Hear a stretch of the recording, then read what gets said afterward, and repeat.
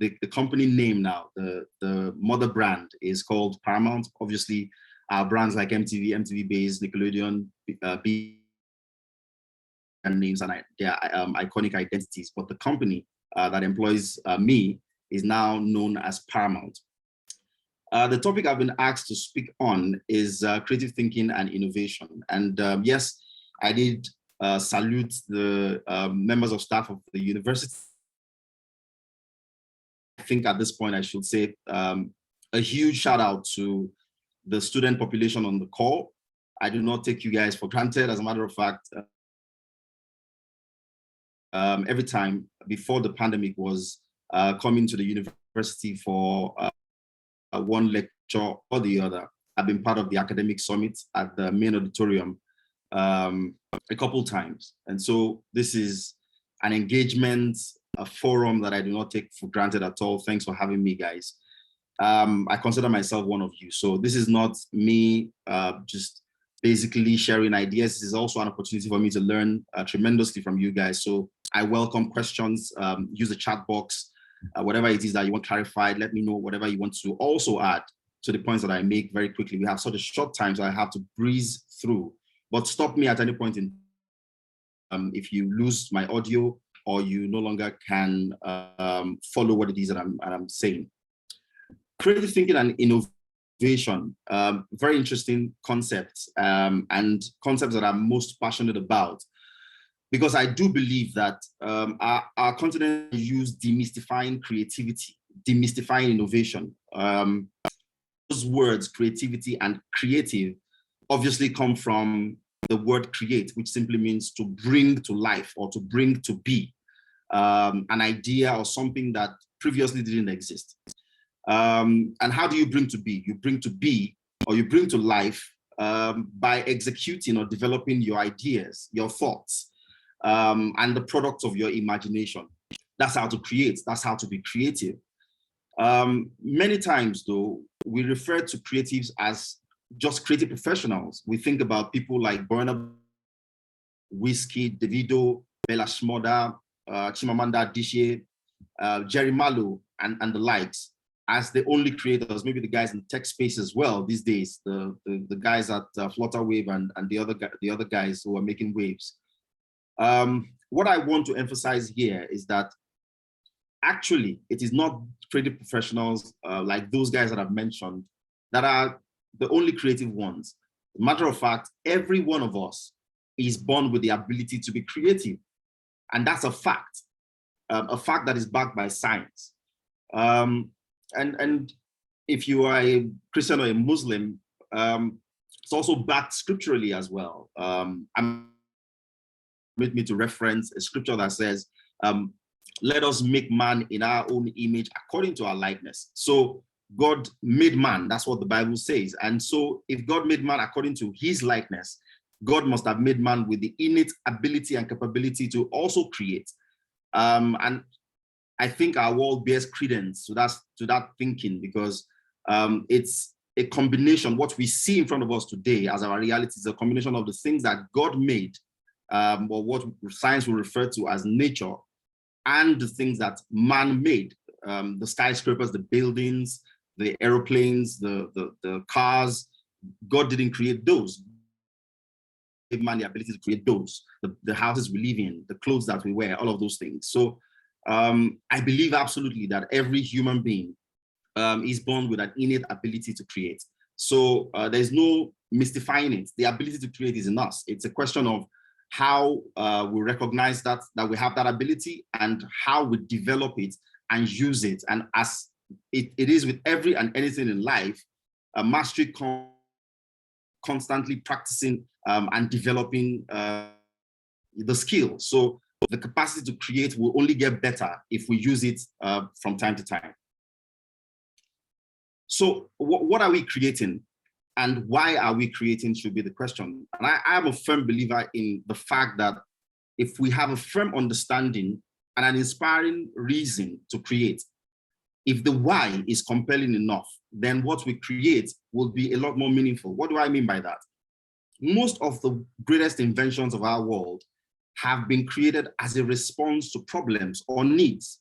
As they say, necessity is the mother of invention. So if you see yourself as possessing the raw qualities or the ingredients or the materials needed to solve problems for yourself, for your family, for society, for the world at large, it will elevate your ability and your appetite to an all new level. Your ambition around creativity takes a new turn, takes a new meaning, because that urge, that desire to solve a problem will propel you to create more often, more frequently, and keep you pushing and pushing. So really what I'm saying is we must emphasize that our ability to create must be in relation to solving a problem, because that's what gives it meaning. And most of us, if not all of us, want to get fulfilled, and meaningful work only is achievable when we're creating in relation to needs. So why? The why must be something that we sort of establish and very strongly believe in to drive creativity. Why do we do it? And even if it's for money, like I said on the bottom part of the slide, even if the motivation is, oh, I want to escape poverty, I want to create a better reality for myself and my family, you will soon find that if you elevated it a few notches higher to solving problems, you will make even more money. And fact. So now that I have sort of married creativity and problem solving in a way, the question then becomes, why do we need creative problem solving? So let's just create a background to that. First, as humans, we wake up with a set of problems on a daily basis. Every time you wake up, you have bad breath, so you need to brush your teeth. And human beings needed some individuals to create toothbrushes and toothpaste. The reason we take those things for granted, as though they're not solving problems, is because we're used to seeing them. Wait until you run out of toothpaste and you can't find a place to buy it before you realize how much of a problem bad breath is. So at an individual level, at the family level, at the business level, society, the world we live in, humans will always have problems that will require the ingenuity and the skills and the talent of individuals to take. So it's a fundamental reality of our lives. And if you look at Nigeria and third world countries, we have even more problems to deal with. A lack of basic amenities, there's a problem with literacy, economic issues, there are lack of opportunities. These problems will not solve themselves. And we cannot keep looking outside for the Western world to solve those problems for us, which is why an initiative like this that is driven by the university gives me a lot of hope that we can build capacity and equip our young people with the capacity to take out some of these problems for us, to solve some of these problems that are plaguing us as a society and as a people. Even more so these days, there's COVID, there's existential issues that we must resolve as a people. Animals are threatened, companies are endangered, institutions face a real existential threat. And our capacity to develop solutions is the only real sort of sustainable solve to those challenges. As I said, there's only one solution: creativity. Only ideas, the quality of those ideas and the consistency of those ideas will make a sustainable difference for us over time. I would quickly like to share an idea that I came across in 2017 when I was at the World Creativity Festival and Lions in France. This idea won awards at that festival, and the simplicity of it is such that I feel can inspire us to believe that indeed we have the capacity to solve problems for ourselves as a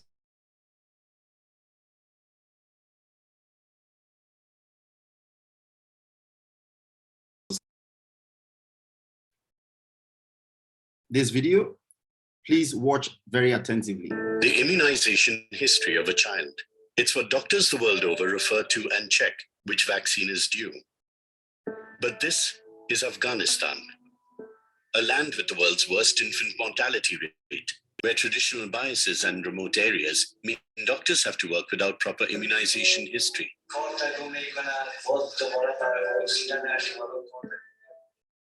We are facing a lot of challenges due to high level of illiteracy and different traditional beliefs in the community. To counter Afghanistan's traditional bias against immunization, we turn to another tradition.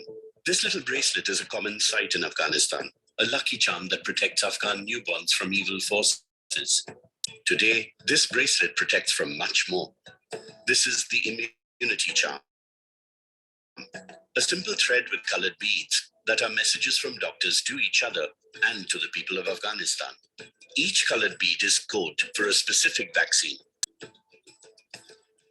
With every vaccination, doctors add the corresponding bead to the bracelet, a reminder of immunization history worn by the baby. Requiring just 1 hour training programs, the immunity charm has excited the healthcare community in Afghanistan and beyond.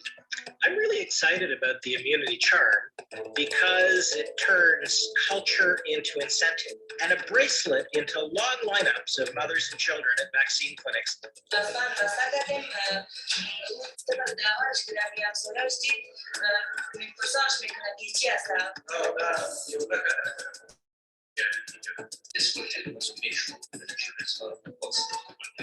On seeing the pilot's success, the government will be extending the immunity charm to other provinces, helping thousands of infants complete their vaccination schedules. The Afghan immunity charm, making immunization into a tradition. I'm sure you've heard how Grammarly improves your writing, but let me tell you how Grammarly Business helped my company. Look at Simon. All right, so I don't know if you were able to follow that, but the summary of it is that there was high infant mortality rate in Afghanistan because doctors couldn't track the immunization history of kids. And some persons came up with the idea of using a traditional bracelet as a tool for communicating the immunization history of babies from one doctor to the other by just color coding those beads. So red, for instance, a red bead will signal immunization against polio. Yellow could be malaria or whatever else. And that way, the post-campaign assessment or evaluation showed a massive drop in infant mortality rates in double digits. And the reason I have showed that to you is so that we know that actually not having money can never be, reason enough to not create. So that's a very simple idea, a simple execution, but one that was so powerful, it changed the society. Now, we have a very short period left, so I'm just going to breeze through the rest of it. And I hope you can see my screen now. I just wanted to share a few nuggets, a few keys to creative thinking. Number one will be that we consume creative stuff voraciously. You can't give what you don't have. How do you become creative? That's essentially the question I'm trying to find answers for us. You have to be guilty of creative gluttony. You have to read, you have to research, you have to listen, you have to observe, you have to learn all the time. A certain guy called Malcolm Gladwell has a 10,000 hour rule, and it works like magic. What it simply says is that in whatever area of life that you choose as your interest, if you would commit 10,000 hours to your development in that area over time, you will become an expert. So what it means is maybe through school, through residency or whatever, through practice, if you get up to 8,000 to 10,000 hours doing a particular